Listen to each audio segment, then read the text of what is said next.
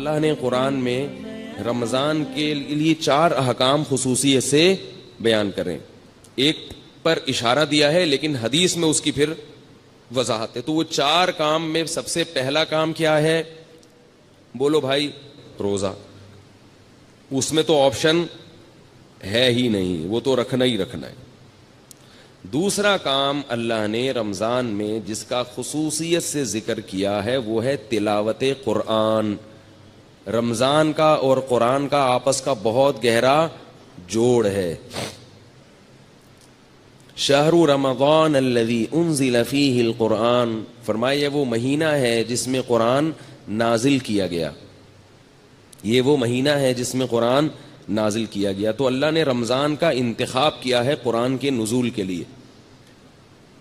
اسی وجہ سے رسول اللہ صلی اللہ علیہ وسلم نے اس مہینے میں تراویح کو مشروع کیا، تراویح کو، تاکہ اس میں قرآن پڑھا جا سکے. بعض جو متجددین کہہ رہے ہیں کہ تراویح کا نبی سے کوئی ثبوت نہیں ملتا، یہ جھوٹ ہے، غلط بات ہے 100%. تراویح سب سے پہلے کس نے پڑھی ہے؟ محمد صلی اللہ علیہ وسلم نے. 3 دن پڑھ کے چھوڑ اس لیے دی کہ فرض نہ ہو جائے. پھر صحابہ نے ابو بکر کے دور میں ہی شروع کر دی تراویح، حضرت عمر کے دور میں نہیں شروع ہوئی ہے، یاد رکھو.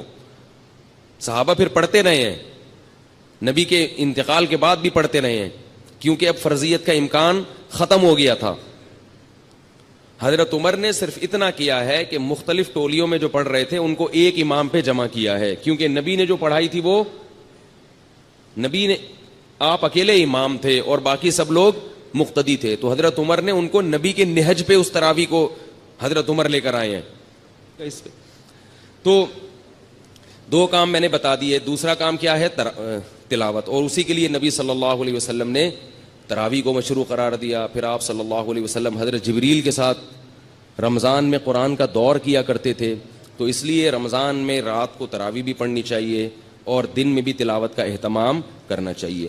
تیسرا کام جس کا حدیث میں ذکر ملتا ہے اور قرآن نے اشارہ بھی دیا ہے اس کی طرف، وہ کیا ہے؟ صدقات و خیرات کی کثرت.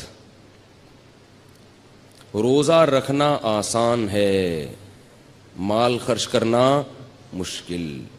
آج کل لوگ منتیں جو مانتے ہیں نا کہ میرا یہ کام ہو گیا تو یہ کروں گا، یا خواتین جو منتیں مانتی ہیں، نماز روزے کی تو منتیں مانی جاتی ہیں، پیسے خرچ کرنے کی منتیں نہیں مانی جاتی.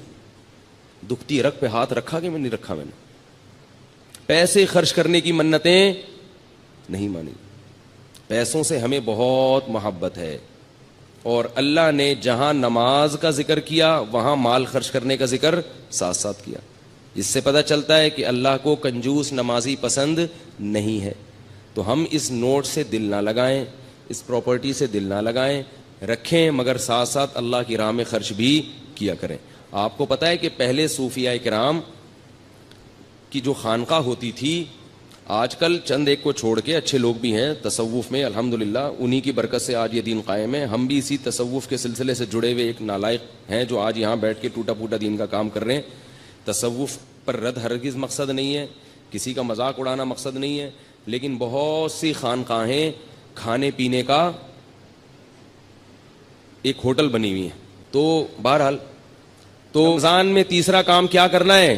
کڑک کڑک نوٹ. بولو اللہ کی راہ میں، بولو نا، جملہ مکمل کریں، آدھا کام اسی سے ہو جائے گا، بولنے سے ہو جاتا ہے. کڑک کڑک نوٹ اللہ کی راہ میں خرچ کرنے ہیں. اور شیطان کہے گا کیا کر رہے ہو، اتنی محنت سے کمائے ہیں، اتنی محنت سے کمائے ہیں، کیسے دے دوں؟ دیکھو نبی نے کیا فرمایا، بہترین صدقہ کون سا ہے؟ دل تھام کے سنیں یہ حدیث. بہترین صدقہ کون سا ہے؟ فرمایا تأمل الغنا وتخشى الفقر. وہ صدقہ کہ رقم خرچ کرنے کے وقت تمہیں یہ خیال ہو کہ اگر میں نے یہ پیسے خرچ نہیں کیے تو ان پیسوں سے مزید پیسہ بنا سکتا ہوں. دوسری چیز اس میں یہ ہو تخشى الفقر، اگر ابھی خرچ کیا تو موجودہ حالت سے نیچے بھی آ سکتا ہوں. صرف امیدیں نہیں ہیں، خطرات بھی ہیں. تأمر الغنا وتخشى الفقر.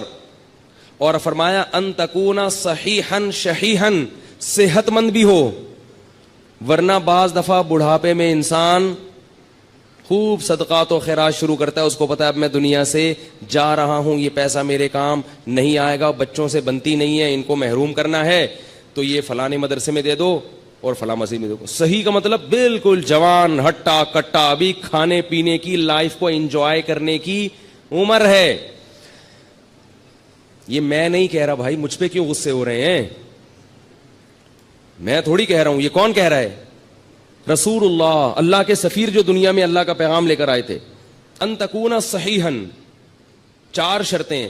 دوسرا شحیحن, شحیح طبیعت میں کیا ہو, بخل ہو, جان نکل رہی ہو روکڑا, یعنی اپنی طبیعت بھی نہ آمادہ ہو رہی ہو. بعض دفعہ انسان میں ساری صفات ہوتی ہیں اور دل خرچ کر رہا ہوتا ہے اڑانے کا, ویسے ہی شو مارنے کے لیے, یا ویسے ہی کبھی کبھار موڈ اچھا ہوتا ہے نا انسان کا, آدمی کھلا دیتا ہے, بعد میں کہتا ہے یار یہ میں نے کیا کر دیا, اس دن میں نے اتنا پبلک کو اتنا کھلا دیا یار, میں تو مغروض ہو گیا. لیکن اس وقت جوش آیا ہوا تھا. فرمائے جوشیلی طبیعت نہ ہو, بلکہ شح کا کیا مطلب ہے؟ اندر طبیعت میں انقباض پیدا ہو رہا ہو, طبیعت یار کیا, جیسے نوٹ نکلتے ہوئے ایسا لگ رہا ہو جیسے کوئی کھال نکال رہا ہے آپ کی.